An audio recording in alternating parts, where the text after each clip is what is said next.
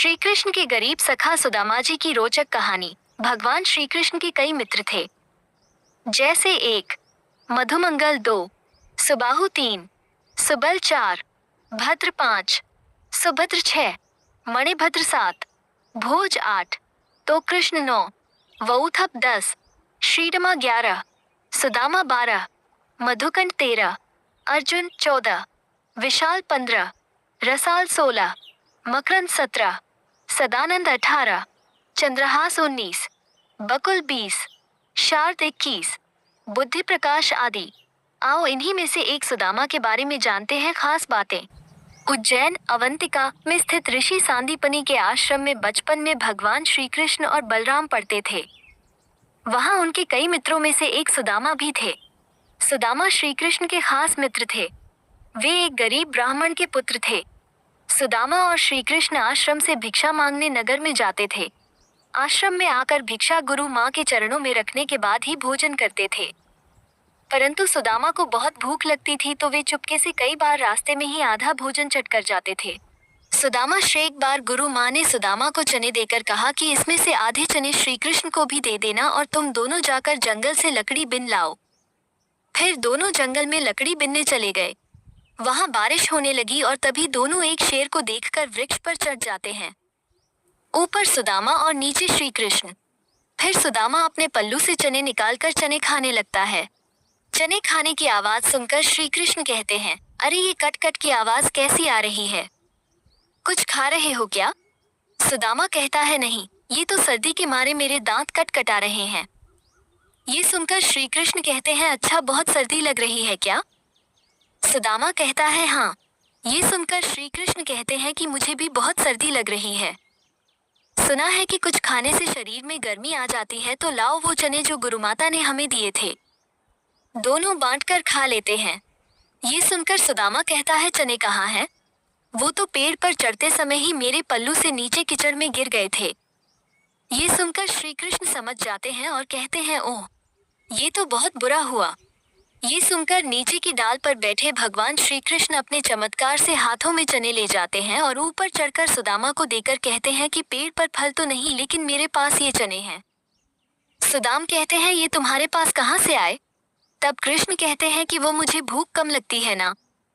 जब पिछली बार गुरुमाता ने जो चने दिए थे वो अब तक मेरी अंटी में बंधे हुए थे।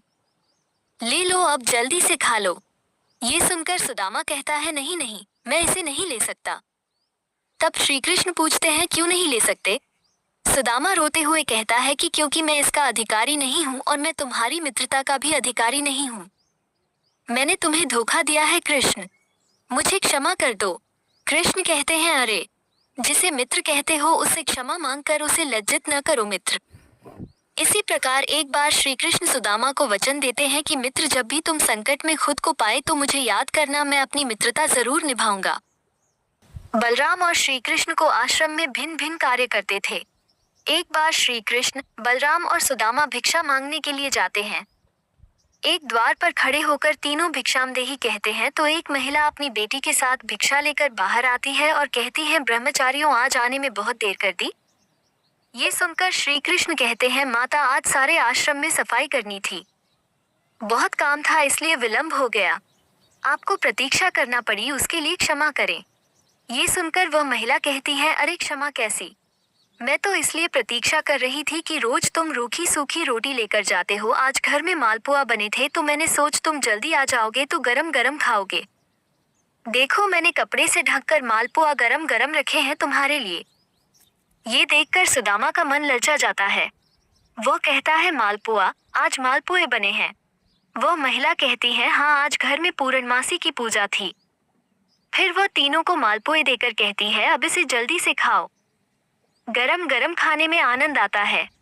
सुदामा तो खाने ही वाला रहता है कि तभी श्री कृष्ण कहते हैं, नहीं माता, हम यहाँ नहीं खा सकते। वो महिला पूछती है, क्यों? तब श्री कृष्ण कहते हैं कि आश्रम का यही नियम है कि सारी भिक्षा गुरु चरणों में अर्पित कर दी जाए, फिर वो उसमें से जितना दे वही हमें खाना चाहिए। ये सुनकर सुदामा को अच्छा नहीं लगता है। ये सुनकर वह महिला गुरु के लिए भी मालपुए का एक पैकेट दे देती हैं। अब उन तीनों के पास से 4 पैकेट हो जाते हैं। फिर तीनों वहां से चले जाते हैं। रास्ते में एक नदी के किनारे रुककर बलराम और श्री कृष्ण हाथ मुंह धोने जाते हैं। इसी दौरान सुदामा मालपुए निकालकर चुपचाप खाने लगता है। तभी श्री कृष्ण उसे मालपुए खाते हुए देख लेते हैं और मुस्कुरा देते हैं। फिर वो चुपचाप उनके पास पहुंचकर कहते हैं, तुम समझते हो कि मैंने कुछ नहीं देखा? तभी सुदामा पत्तल को मोड़कर पालपुए ढांक देता है और कहता है, नहीं नहीं, मैं तो कुछ भी नहीं खा रहा हूँ। तब श्री कृष्ण कहते हैं, देखो झूठ बोलना पाप है। ये सुनकर सुदामा कहता है, और ब्राह्मण को भूखा रखना भी पाप है। ये सुनकर कृष्ण कहते हैं, मैं तुम्हें भूखा रख रहा हूँ? तब सुदामा कहते हैं, और क्या, उसने कितनी ममता से कहा था कि मेरे सामने खा लो, और तुमने आश्रम के सारे नियम बता दिए। तब श्री कृष्ण कहते हैं, नियम तो है, गुरुदेव को पता चलेगा तो वे क्या कहेंगे? ये सुनकर सुदामा कहता है, गुरुदेव को कैसे पता चलेगा? रोज हम 3 रोटी लेकर जाते हैं, तो आज भी 3 रोटी लेकर जाएंगे। हाँ, यदि तुमने गुरुदेव को न बता दिया तो। ये सुनकर कृष्ण कहते हैं कि देखो, मैं तुम्हारा मित्र हूँ और मित्रता का धर्म कहता है कि मित्र की कमजोरी पर पर्दा डालना चाहिए। ये सुनकर सुदामा कहता है, तो तुम नहीं कहोगे? श्री कृष्ण कहते हैं, कदापि नहीं। ये सुनकर सुदामा कहता है, तो फिर सारे मालपुए खा लूं? श्री कृष्ण कहते हैं, हाँ खा लो। फिर सुदामा खा लेता है तो श्री कृष्ण मालपुए की एक पत्तल निकालकर सुदामा को देते हैं और कहते हैं, ये तुम्हारे हिस्से की भिक्षा हो गई, गुरुमाता को दे देना। ये देखकर सुदामा प्रसन्न होकर कहता है, कुछ भी कहो, तुम मित्र बड़े खरे हो। कहते हैं कि सुदामा जी शिक्षा और दीक्षा के बाद अपने ग्राम अस्मावतीपुर, वर्तमान पोरबंदर में भिक्षा मांगकर अपना जीवन यापन करते थे। सुदामा एक गरीब ब्राह्मण थे।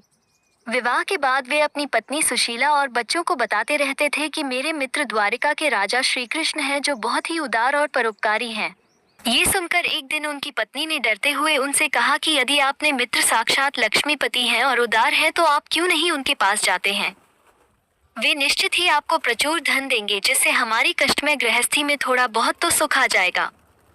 सुदामा संकोचवश पहले तो बहुत मना करते रहे, लेकिन पत्नी के आग्रह पर एक दिन वे कई दिनों की यात्रा करके द्वारिका पहुंच गए। द्वारपाल के मुख से सुदामा नाम सुनकर प्रभु सुध-बुध खोकर नंगे पैर ही द्वार की ओर दौड़ पड़े।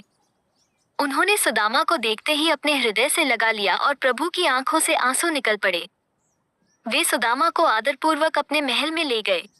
महल में ले जाकर उन्हें सुंदर से आस पर बिठाया और रुक्मिणी संग उनके पैर धोए। कहते हैं कि प्रभु को उनके चरण धोने के जल की आवश्यकता ही नहीं पड़ी। उनकी दीनता और दुर्बलता देखकर उनकी आंखों से आंसुओं की धार बहने लगी।